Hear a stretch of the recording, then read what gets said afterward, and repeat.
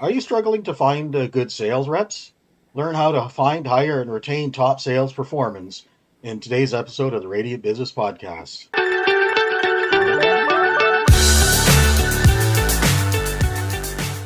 Hi, and welcome to. I'm your host, Jason Ross. I'm a web developer with over 11 years of experience. I specialize in helping small and medium businesses get more leads and sales from their website. And joining me today is co host Yavor Yankov. Hi there, my name is Yavor. I'm an English and history student at SFU and a member of Radiant Freedom sales team. And today's guest is Darren Legault, a successful sales coach and consultant with Sales Accelerator who helps business owners stop chasing sales talent and start keeping it. Darren, would you please introduce yourself? Yeah, thank you, Yavor and Jason. It's great to be on today. And my name is Darren Legault. I'm a fractional sales leader with Sales Acceleration.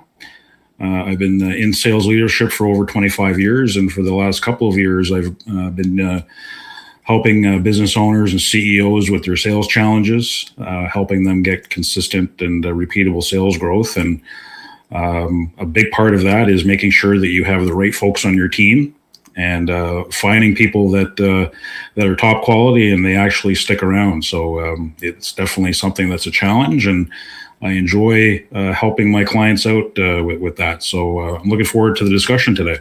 Yeah, for sure. And that's a challenge that I can personally relate to, having gone for years of trying to build a sales team and always spinning my wheels with people not coming on board. People come on board and then don't do the work, or they come on board and quit within days or weeks of signing the contract. So, and it's only been until the last year that I've actually been able to get a stable sales team together. And Yavor is actually the first member to join my team that's stuck around on my current team. So good. Yeah, it takes some time, and it takes a well thought out strategy to find folks. So, but I'm glad to hear that you're getting some headwinds. Yeah, for sure. Or I guess you could say tailwinds. Mm-hmm. Right. Because when you're trying to go for smooth sailing, a headwind is the last thing you want. Right. Yeah, that's called sailing into the eye, and that's a real pain. That's what most people end up doing when they're trying to recruit their staff.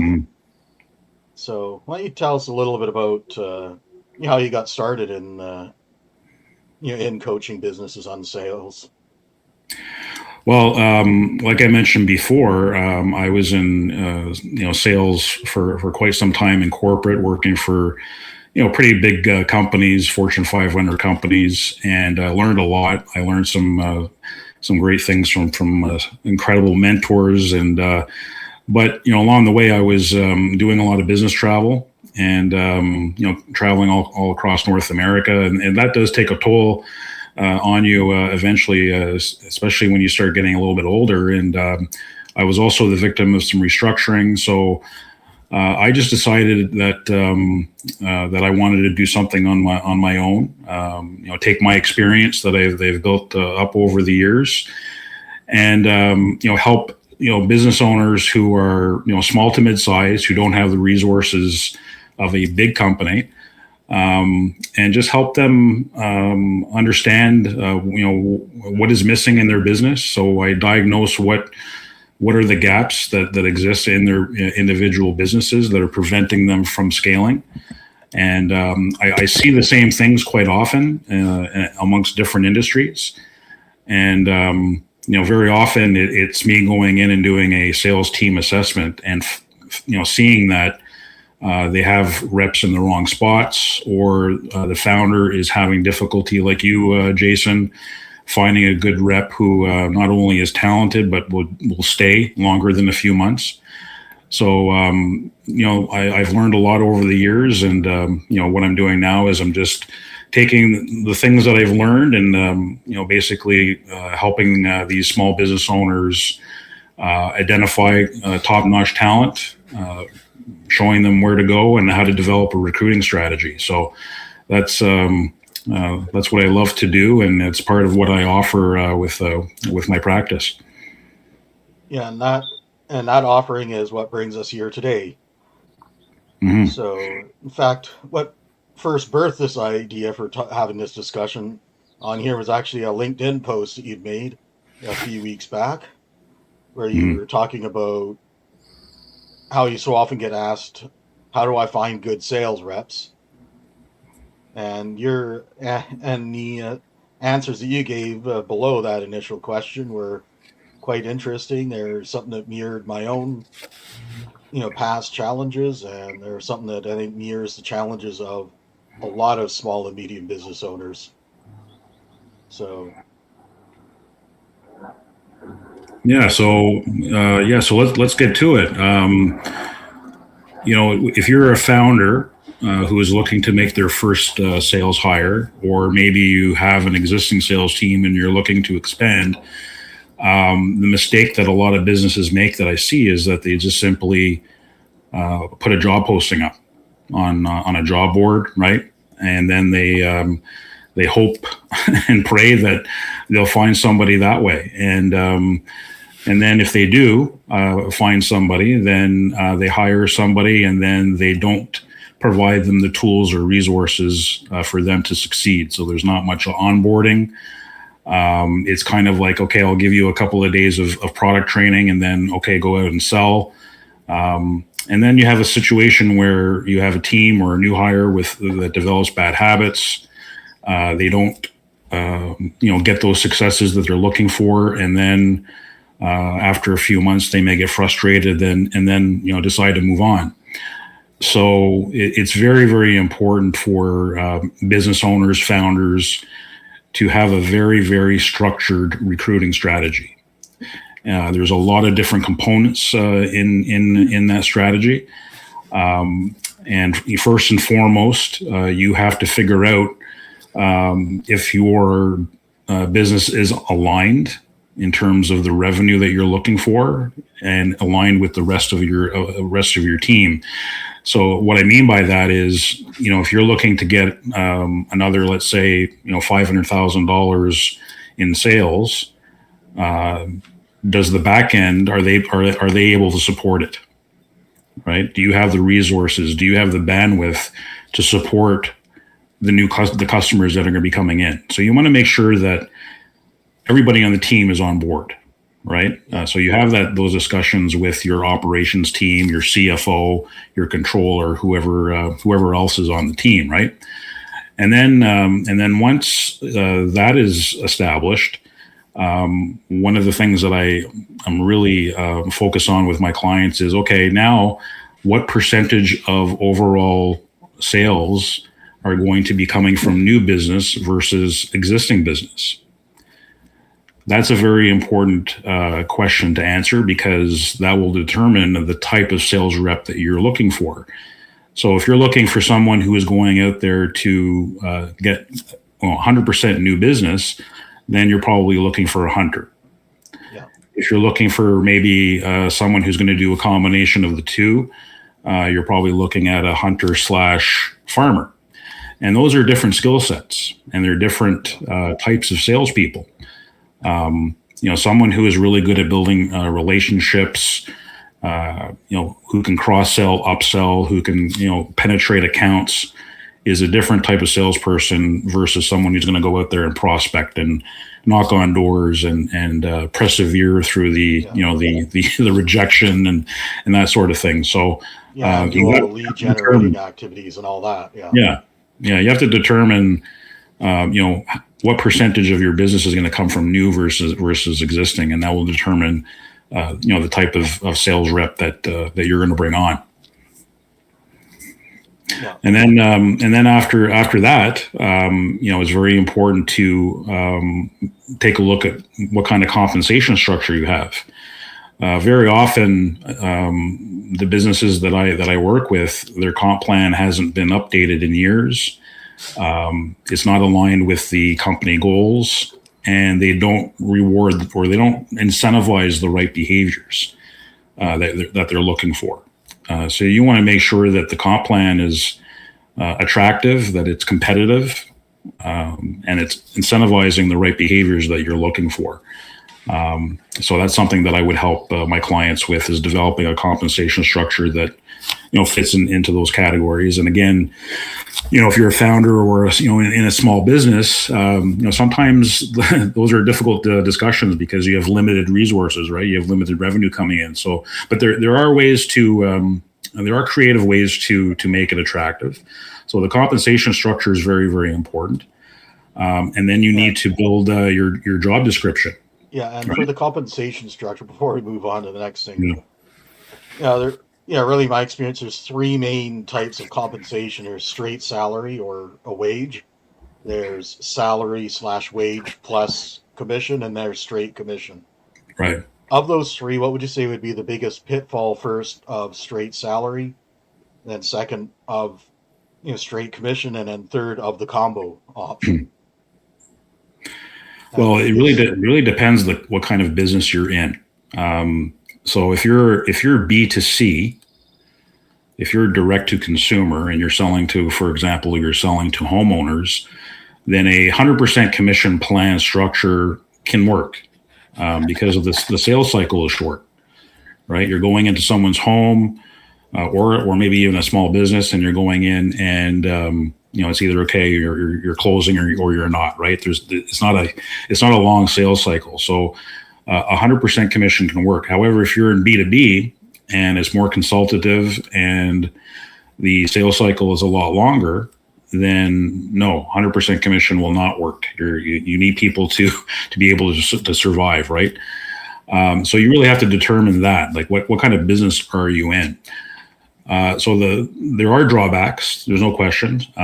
Someone who is on a straight base salary, like you were mentioning, how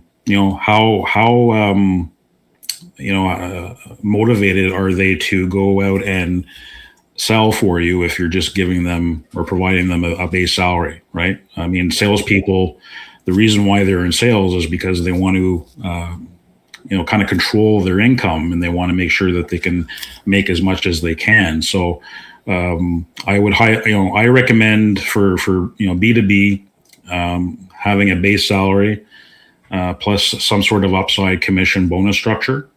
Again, base salary is really determined on the kind of business that you're in and at what stage you're in. But base plus commission is typically what we design for these clients. Like I said, 100% commission could work in a direct to consumer type of business. Base only, you're probably not going to have too much success with that. Yeah, and that's been my experience as well as a business owner who's been putting what you're talking about into practice for 11, almost 12 years now. Yeah, and the drawbacks to 100% commission, there are many. Some recruiters that I speak with, they won't even touch that type of engagement. There has to be some sort of base salary attached to the commission structure. So you have to figure it. You have to take a look at how loyal the candidate would be or your new hire would be. Very difficult to see what kind of messaging that they're going to be providing prospects and customers if it's only 100% commission.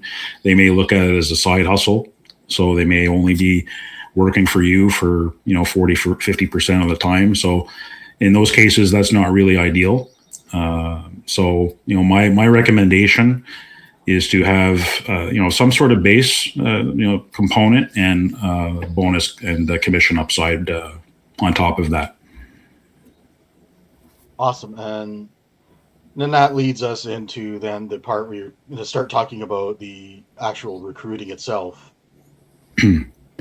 Well, actually, there's a lot more. Before you start recruiting, you have to take a look at what kind of job descriptions you have. Right. There's job descriptions that you see online, and you just kind of shake your head and wonder who put that together. So I help my clients put together a well thought out, attractive job description so that people will read it and say, hey, I really want to work for those folks. And then the other thing that you need to do is before you start actually recruiting is, okay, who is going to be sourcing these resumes? Who is going to put the posting online? Are we going to use a recruiter? Do we have a budget for an external recruiter, or do we have somebody in house that can do that? So these are all different things that we have to think about.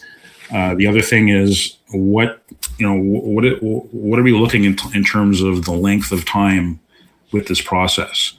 Because if you find somebody who you really like and then you do one interview with them and your next interview is in 2 weeks, you're taking way too much time, because that candidate is probably interviewing with other folks and you risk losing them. So you want to make sure that your process is not too long. So you want to make sure that everyone knows that they're involved, who's going to be in their interviewing process. Is it going to be just the owner and the founder, or are they going to have somebody else in the process? What qualities are all you looking for? Okay.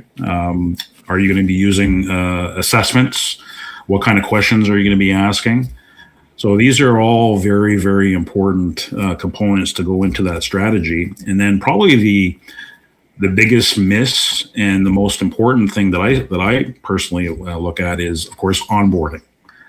Onboarding is something that many small businesses miss because they don't have a lot of resources. They don't have a lot of bandwidth. So what you want to do ideally is you want to put together a well-structured onboarding program so that the new hire knows exactly what they're going to be doing on day 1, day 5, day 10, etc. Yeah, and that is so huge. Yeah. Because at the beginning of the podcast, remember I mentioned that Yavor was the first, recruit of my current sales team that's, stuck around, and that was the difference between Yavor and all the ones before him. Is he was the first one where I actually had a documented onboarding system. I got a sales system already in place, but it wasn't really properly documented. So, so he was the first one who got trained on that system, where I actually had a training handbook for him to learn from. So you tell us about what a difference that made for you in getting started in your sales role. Well, I just wanted to mention that I had, besides that, there were 2 other things that got me really interested in actually staying. And that was flexibility was one. And the other one was getting the opportunity to learn many new things and meet many new people connected with business. But certainly onboarding and training was crucial for me to stay, because I actually understood what was needed from me. I had proper training. Besides the ebook that you provided me, I went to several coach sessions with another partner of yours, Odin Xavier, who helped me a lot. I learned a lot from him. And it wasn't like, Darren, you said, just people posting on job board and hoping for the best. There was an actual strategy for me. So I'm glad and thankful for that. Yeah, in fact, the case with Yavor, I actually met him through a common college instructor that I'd taken her for the same class that he was taking at the time, and he started working for me first as a student, doing copywriting for my website as part of a class project, which eventually resulted in me offering him a permanent position as a sales rep. Which reminds me, another reason for me to saying is that Jason also provides me with copywriting jobs. It's not only me being a sales team member. Nice. So you have more responsibilities, right? Which is really attractive to a lot of people. Yes, absolutely. Yeah, and you brought up a good point there, Jason. One of the things that I ask my clients, when they are starting to recruit, is like, let's take a look at your network, right? There must be people in your network that who might be able to refer you some good top quality candidates. So, there's a lot of different things that you can do to find those folks. It's not just putting a job posting up. again, you can look at an external recruiter, but if you can't, you've got a network, right? And I'm sure your network can help you out. And a good network to look at is, to find people that, especially if you're a smaller business, you don't have a big budget yet. One way you can Mm-hmm. find affordable people is network with your college or your university that you're an Mm-hmm. alumni of. Look for other fellow graduates, students that you can start working with and nurturing, as they're just looking to start their careers. And that has where it paid dividends for me. The sales training system that was actually written by a student doing his grad project. Yavor, of course, that was a class project. I've also got two other people I'm regularly working with who started working with me as students. Yeah, that's huge. That's huge. And in my corporate days, when I had sales managers reporting into me, you both heard the term always be closing, right? Yeah. I always was a big proponent of always be recruiting. And one of the things that the sales managers would do is on a weekly basis, they would devote a little bit of time to recruiting, even if they didn't have an opening or they weren't looking for anybody, they were still sourcing candidates, because you never know. You may walk in one day and a rep decides to resign, or they go on sick leave, whatever the case may be. There's a lot of different things that can happen, and then you're stuck. You're in a position where you're thinking, oh my God, who's gonna handle the territory? What's going to happen with the sales, right? And if you have a good pipeline of candidates, you can reach out to them and see if you can fill the position a little bit more quickly. So, recruiting is very much like sales. Like, you need to have a pipeline, and I strongly recommend to owners, founders, sales leaders, you should devote a little bit of your time each week to recruit, and even if you don't have a job opening. So reach out to different folks in your network or LinkedIn, wherever you can find them. I had a business card, and on the back of my business card, I had a stamp made, and on the back of it, I put, I'm impressed with your sales skills. Looking for a career change, call me.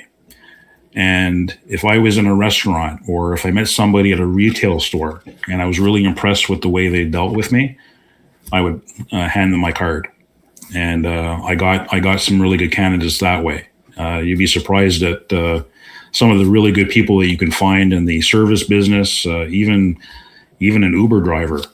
You just never know, right? You never know who you can meet out there. So I always had my cards available, and if I met somebody who was really good at customer service and dealing with people, I would hand them my card, and you just never know.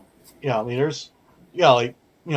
minimum wage service, I guess you call MIC jobs, are full of, highly trained and educated college and university graduates that just can't get a job in corporate. And so they're working jobs that are way below their qualifications, because that's the only openings they can find, that don't want them to write 100,000-word essay, that publish it as a novel for free and donate it to the company that's saying, if you do all this and jump through all these hoops for us and go through 6 months of interviews, there's a slight chance that we might hire you, which is slightly better than your odds of winning the the lottery jackpot. Right. Yeah. So you get a job that's minimum wage that's, times 2, or minimum wage times 1.5 or something like that. So yeah. Yeah, and some companies, their recruiting process is long and arduous. If you're a small to mid-sized business, you really have to be flexible, and you have to be able to move quickly. If you wait too long, you're going to miss out on top talent out there. So you got to move quickly. Yeah, that, and it also does become a detractor for potential candidates when you're making the process too arduous, that they're just not going to want to go through the process. And then you get what we have in society right now, which is a ton of people looking for work, not finding work, and a ton of companies looking for workers and not finding workers. because we're putting too big of a barrier between the workers and the work. Yeah. So what would you say is once a sales rep has been hired, what would you say is the best thing for them to start on? Phone calls, emails, social media, LinkedIn, or? Well, again, it all depends on the kind of business that you're in, right? If it's B2C, B2B, what kind of sales cycle you have, how long is it? So when I put together my onboarding program, I take that into account. So the first week, what you want to do is you want to introduce them to all the important stakeholders within the business. Who does what, and you want to make sure that they understand what the product is. You want them to know who the competition is, what your ICP, your value proposition. Hopefully, you have a sales playbook that you can hand to them, and they can use that as a reference. So in terms of sales playbook, you look at what is the sales strategy, what kind of methodology are we using. And what is the sales process, right? That's very, very important. What kind of discovery questions am I asking? What are some of the common objections we're hearing, and how to respond to them? So those are all different things that you focus on in your first few days, and then if possible, you would have them ride with or shadow somebody for a couple of days, and if possible, you want them to go with somebody who is experienced and really good at what they do. Meet prospective customers out in the field. And the other thing that's very, very important during this onboarding is to set expectations. Expectations should be very, very clear from day one. Okay, so what is expected of me in the first week, second week, third week, and you have very, very regular meetings to discuss, what was accomplished. Okay. The other thing you want to do is you also want to have meetings where you say, okay, what are you liking about the role, and are there any things that are coming up that you're not very comfortable with? Are there any challenges? Because if there are things that are left unsaid, that can ruminate and cause some issues later on. So you want to clear those out right away. And then, in terms of cold outreach, like you were talking about, Yavor, I'm a big believer in the multi-channel approach. In fact, I posted on LinkedIn today about a multi-channel approach for cold outreach. So it's not just going out there making a ton of phone calls or sending hundreds of emails or going out and knocking on doors. You need to be available on social media. You have to have a good referral partner network. You want to attend networking events, even if you're in corporate. The mistake that I made during my career when I was in corporate, I never really went out and networked, so I was always in my little bubble. I wished I'd done a lot more networking during my corporate career. So you really have to be out there and building your brand. So whatever you're selling, you want people to look at you as the expert.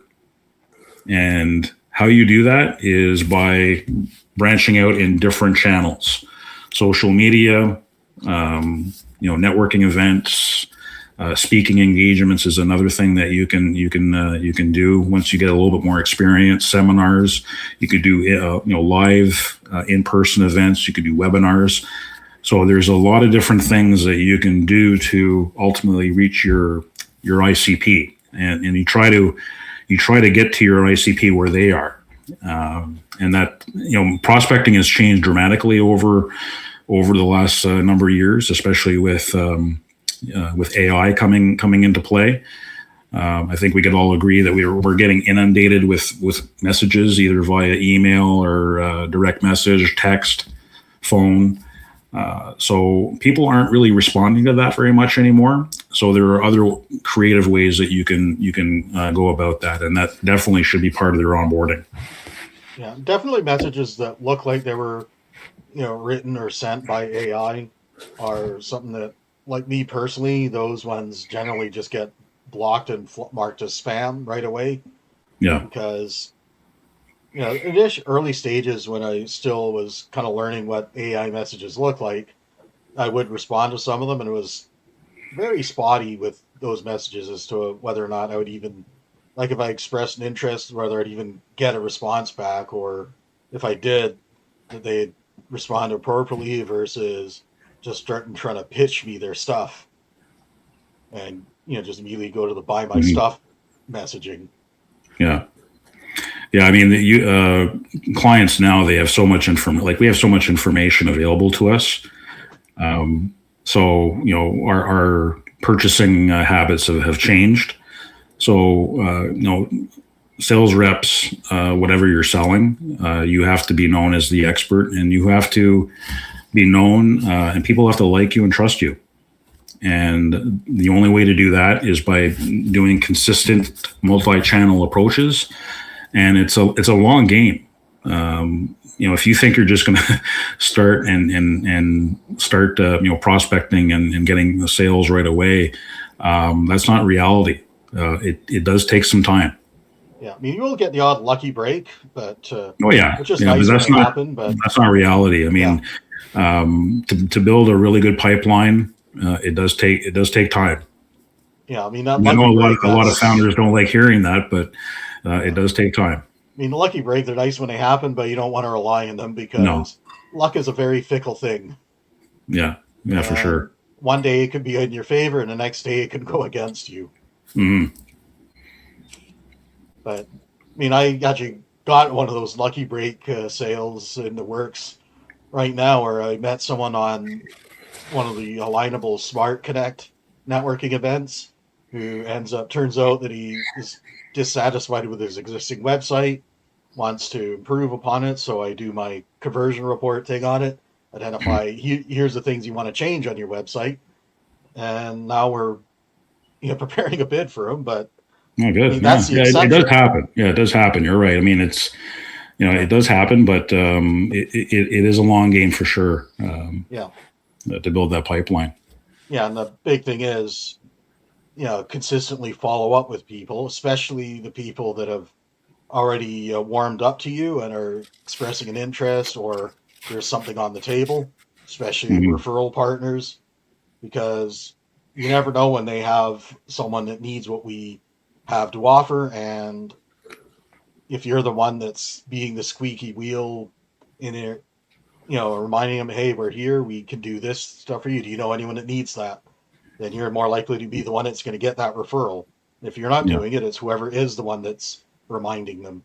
yeah, and that goes back to the beginning in terms of what you're looking for and what kind of qualities you're looking for your sales rep, right? If you hire somebody who is more of an account executive or farmer, they may not have those types of qualities where they're following up all the time and they're doing that cold outreach. So it's very important, to really identify the type of role that you need in your organization, and then go after those types of folks. And there's different ways of doing it. Trying to figure out. People ask me, well, how do you know if they're really that type of salesperson? Well, there's different questions that you can ask during the interviewing process, and there's assessments that you can use as well. And one of the main qualities that I look for, with salespeople, is curiosity. The best performing sales reps that I've ever worked with across all kinds of different industries are the ones who are the most curious. They ask the right questions, and they ask follow-up questions, and they're genuinely curious about their prospect's business. They're obsessive with the industry, competition. They want to know exactly how their product or service works, and they're just they're the ones that you really want. So. And it works for both account execs and farmers, hunters. The more curious somebody is, I think the better performing they will be. Yeah, and I've also personally found that being an excellent listener is probably one of Yeah, the most overlooked but important skills in sales. because there's so much that Listen, the listen. client will tell you if you're open ears and listen to them, that Yeah. will indicate to you what are their fears, pains, frustrations, and concerns right now. Yeah. And if you're too busy trying to get your sales pitch out, you're not going to hear that, and you're not going to, Exactly. Yeah. you're not going to get to what they're interested in hearing about. Yeah. You're just kind of they're just kind of waiting until the person stops talking so that they can pitch or ask them their next question on their survey or questionnaire, right? Yeah. The ones who are really good listeners and are curious, they're actually listening for those opportunities and really really genuinely curious about their prospects' needs and their pain points and how they can help them. Yeah. In fact, that's actually the best way that I like to just define a salesperson is they're an expert that helps connect people with problems with people with solutions. Mm-hmm. Yeah, absolutely. And I find if you take that approach as a salesperson, you're going to have a hard time going wrong. Oh, you got that right. I mean, there's there's a lot of different things that that can go wrong if you over pitch and you speak too much. If you could just take a deep breath and listen, you'll be good. How long after a sales rep has been hired do you think they should go into online networking or networking in general? They should do it right away. Right away. Yeah, right away. Yeah, you want to build your brand, and don't wait. There's no sense waiting. So, learn as much as you can about your company, your product, your competition, your industry, right? And just get out there. Just get out there and meet people, and don't be afraid if you don't know the answer to the questions. I've been through that many times over the course of my career. If you don't know, you don't know. Don't pretend like you do. Just be upfront and honest. But get out there. Get out there and network. Get out there and post content and build your brand so people know you as the expert. Yeah, and in fact, if you are asked something that's a technical question you don't have expert knowledge on, don't be afraid to just say, hey, well, that's a technical question. I'll have to go and ask the skilled technician. Exactly, yeah. Like in the case of my company, I have to go and ask the web developer about that. Or maybe if it's someone who sells electronics, I'll have to ask our repair technician about that. So yeah, I mean, that's actually shows that you have the due diligence to want to make sure that you're finding people the correct answers, not just BSing them with whatever it is by telling them whatever it is you think they want to hear. Yeah. And make sure you follow through on your commitments, right? If somebody does ask you a question and you don't know the answer, well, just make sure you get the answer and you follow up with them. That's huge. Yeah. That's huge. I see. So that means that if you don't know the answer to a very technical, specific, professional question, that's not a sign of being an amateur, but no. It's more like a due diligence kind of thing. I think. I think people appreciate your honesty, right? They appreciate your transparency. If people can smell BS a mile away, so be upfront, be honest. We can't possibly know everything, so if you're genuinely stumped by a question, just let people know. Let people know, hey, I that's a great question. I don't know the answer, but I will get you the answer very shortly. Yeah, if you're a sales rep, people expect you to be an expert in sales, not necessarily in web development or electronics or whatever it is that you're selling. Yeah. They expect that they're going to have service technicians that are going to be the experts in those things. Mm-hmm. So be an expert in sales and ask the expert in whatever else it is that you're asked about. Yeah. Mm-hmm. And nowadays, you can probably get the answer very, very quickly, right? I mean, we're all mobile. We have AI. I mean, 25 years ago, it was a little bit different. I'd have to say, well, let me get back to the office and ask some folks, and I'll get back to you. But now, with all the technology that we have, we can probably get the answer very, very quickly. Well, yeah, I'm usually just a text message away. one of my reps has a question, and I'll usually get back to them pretty quickly unless I'm, like busy in a meeting or recording a podcast or something. Mm-hmm. And generally I'll get back to them as soon as I'm finished in that case. Yeah, and that's and that's huge with regards to what we're talking about in terms of keeping salespeople. And if you're a sales rep out there and you're new, it can be intimidating and overwhelming. The saying, you're drinking from a fire hose at the beginning, and you want to make sure that you provide them with the support and guidance that they need. So being available, right, is huge. When I was working for a company when we sold to homeowners, I was available on the weekends. I was available at 9 o'clock on a Thursday night if a rep was at a homeowner's house and they had a question. I always have my phone. Don't wait till the next day. Give me a call and I'll try to help you. Yeah, for sure. Of course, there's something you also always need to obviously also balance with whatever's going on in your own personal life, because not all people always have the luxury of doing that. Maybe you have a family, you're with your kids, and you don't necessarily want to be blowing off your kids either. No. I mean, there are there are limits, I guess you can say, but I always, in that particular business, my reps, we're always, encouraged to call if they needed support. Yeah, because at the end of the day, when you're a business owner, working in sales, whatever it is you're doing, at the end of the day, why are you doing what you do? Well, if you have a family, it's to provide the best possible life for your family, and what's part of that is being with your family, being present. Yeah.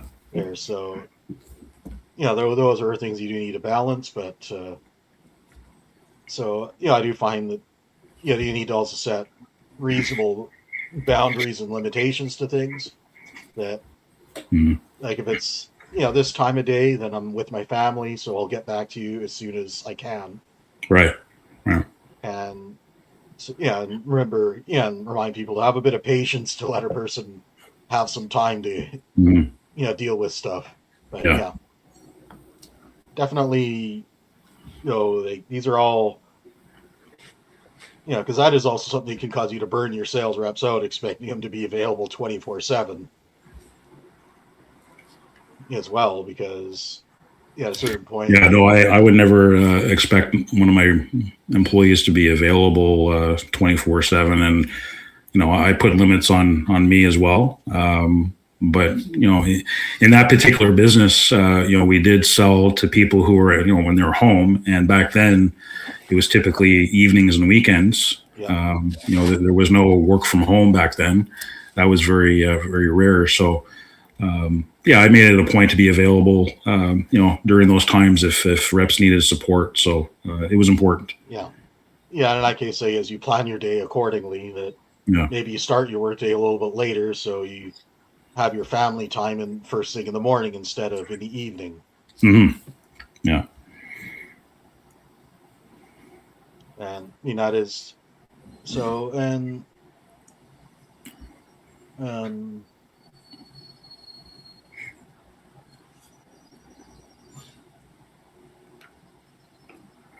okay, I think I lost my train of thought there, but no, that's okay. We all do at some point. Yeah.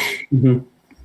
One thing I wanted to add though about onboarding, I think it's important to do some pre-boarding as well. And what I mean by that is before the actual start date, I'm a big proponent of sending the new hire a welcome package, explaining what the company is all about, sending them their technology, and making sure that when they arrive on day one, they can log in. They've got their username and passwords all figured out, so you're not wasting a whole morning trying to get into different systems on their computer. So get that stuff straightened out during the pre-boarding stage. Get them set up with that, and then when you start on the first day, then we can start talking about the important things, and that's the company, the competition, ICP, value prop, all the important stuff that we need to take care of. Yeah, and if some piece of technology isn't working, it's better to figure that out right away. So if you got to spend time to troubleshoot, at least you know that out the jump that, okay, well, this thing wasn't working, so we need to troubleshoot it and get it fixed up for our person so that it's ready for them.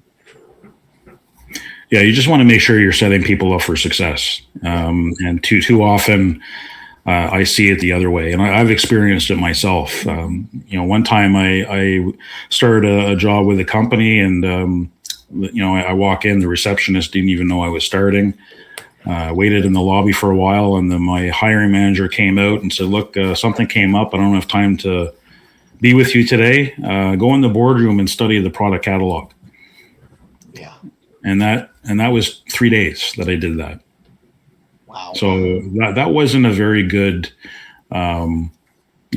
experience, right? Yeah, treating you like you're a stranger at your own place of work. Yeah. So that wasn't a good experience. So and you learn from these poor experiences, right? Like, okay, I know not what to do if I ever hire somebody, right? So and then the scary thing is that a lot of people that I know have experienced the same thing.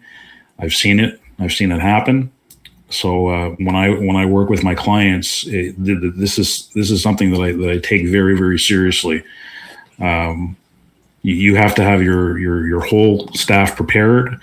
Everyone is involved in onboarding, whether you're in marketing, operations, human resources. Everyone has a part to play, and it's very, very important. So I have one more question. Just for a small business owner who can't afford a big sales team, what would you say is the most important thing they can do so they could keep their first or second sales hire from quitting? Just do the things that we've been talking about. Proper onboarding. Yeah. Well, again, you want to make sure that their compensation is attractive, competitive. It incentivizes them for the right behaviors, and then providing them that support, guidance, and coaching on a regular basis. The problem is that many of these founders they wear so many hats that they don't have the time. Some of them don't even have the desire to do so. So it is in their best interest to bring somebody in who can do that for them, whether it's a full-time sales manager or somebody who does it fractionally, like myself. There are some cases where there's a player coach scenario that can work. I'm not a big fan of it, but if you have a senior rep that can mentor some of the newer reps for a time being, that can be a possibility. But you just want to make sure that when you bring new people on board, you provide them consistent support and coaching, so that they don't have to figure things out on their own. So they've got the sales process locked down. They have a playbook. They know the discovery questions. They know how to respond to objections. Hopefully, you've invested in technology to help them be more efficient, like a CRM with AI integration. If you have those things, and again, you have a product and service that is, well priced, competitively priced, and provides value, then I think you're in a good spot. Yeah, for sure. And now, if people want to, work with you and get additional help with, building or retaining or improving the performance of their sales team, how can they go about doing that? Well, they can reach out to me on LinkedIn. You can search for Darren Legault. I don't think there's too many of us out there. You can reach out to me via email. You can reach out to me via phone. All my contact information is on LinkedIn. And the first thing that we would do is we would do what I would call a discovery call. I would get on a call with you and ask some questions. some very important questions with regards to where you are with your company, your revenue, your objectives, all that sort of thing. And then I can figure out if I can help you. In some rare cases, I can't. But in those cases where I can provide some assistance, really depends on the needs of the business. It could be gaps that exist within the business. So I put in very specific processes, or like we were just talking about, maybe you have a sales team and you don't have time to provide them the coaching and support, and you don't have the necessary resources to bring in somebody full time. I can help lead your team, hold them accountable, help you recruit new team members fractionally. And then, my goal at the end of the day is really get you to scale so that we can hire my replacement and get in somebody full time. Yeah. Yeah. Right, So we'll put the link to your LinkedIn in the description down below, as well as your website page as well. And it's been great having you on here, and I hope all of you got excellent value out of it. I'm sure you did. Feel free to leave a comment down below. Let us know what your biggest takeaway was from this episode, as well as if you have any questions, feel free to drop in the comments down below. Myself or I'll also bring your attention to Darren if it's specific to Darren to address them. And perhaps if your question is an important enough or a big enough one, we might spark an idea for us to come back and do another follow-up episode to address your question in a full episode. Yeah, I enjoyed it, Jason, and thanks for having me. It's a really important topic, and it's not just for sales too. It could be anybody in your organization, whether you're trying to hire somebody in sales or operations. Having a good recruiting strategy is really, really important, and you want to make sure that you're finding the best talent out there, and you want to make sure that they stick around for a while. So, very important to have a good strategy. Exactly, and you're not the first coach or consultant that's made that point on this podcast either. Whether it's ones that specialize in other areas like operations or business planning and organization, that's one of the most common themes is make sure that you have your systems in place and well documented and a plan in place. Yeah. Well, it's been great having you on, Darren, and me and Yavor really had a pleasure talking with you. And yeah, appreciate it, guys, for having me, and I'm available to come on any other time you want. It's been fun. Awesome. So now if you're checking this podcast out on our main home on Rumble, make sure you give us a follow so you get updated on our future episodes. Rumble is very good at notifying our followers of new episodes, which come live every 2 weeks. And we'll see you in the next one. Bye for now.